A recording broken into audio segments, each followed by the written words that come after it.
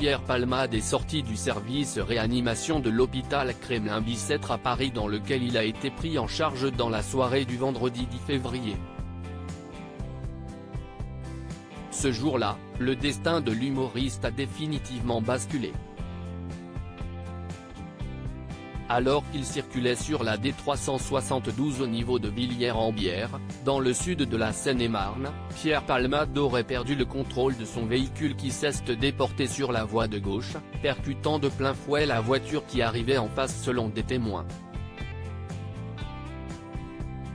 À son bord, un homme de 40 ans, son fils de 6 ans et sa belle-sœur de 27 ans, enceinte de 6 mois.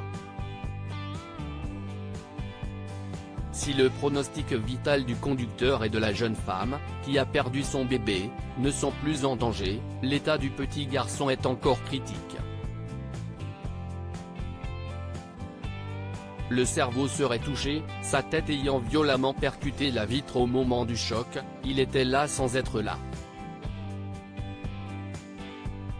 Il est branché aux machines et il est toujours dans un état super critique.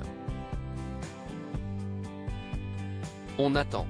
Dès qu'on reçoit un coup de fil ou qu'on veut se renseigner, on tremble vis-à-vis de la réponse que l'on va avoir. Si est une famille complète qui a été détruite, a récemment affirmé la cousine du garçonnet à RTL. La responsabilité de Pierre Palmade est fortement engagée.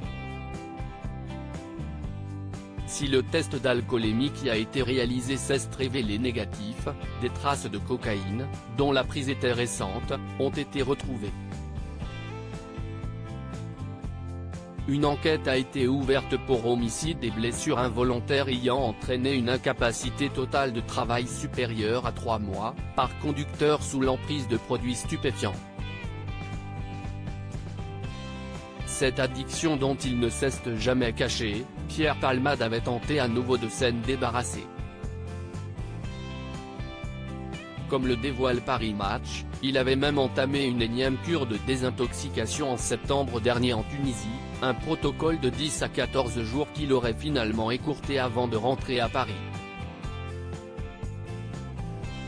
Un homme interpellé d'après des témoins en possession d'une caméra embarquée dans leur voiture, 2 personnes âgées d'une vingtaine d'années se trouvaient dans le véhicule de Pierre Palmade au moment de l'accident.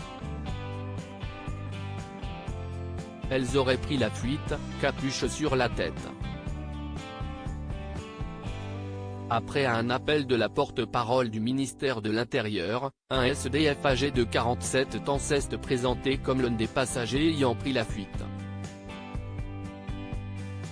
Ce dernier a été arrêté et placé en garde dans la Somme et BFM TV a finalement fait savoir que l'homme en question avait avoué avoir menti, après avoir fait un pari avec une connaissance.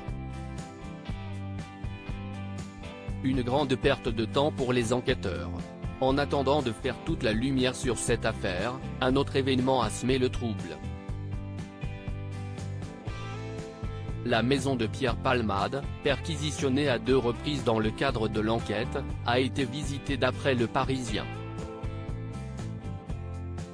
Plus précisément son studio attenant à sa propriété située à Villiers-en-Bière. Pour l'heure, impossible de savoir si des objets ont été volés.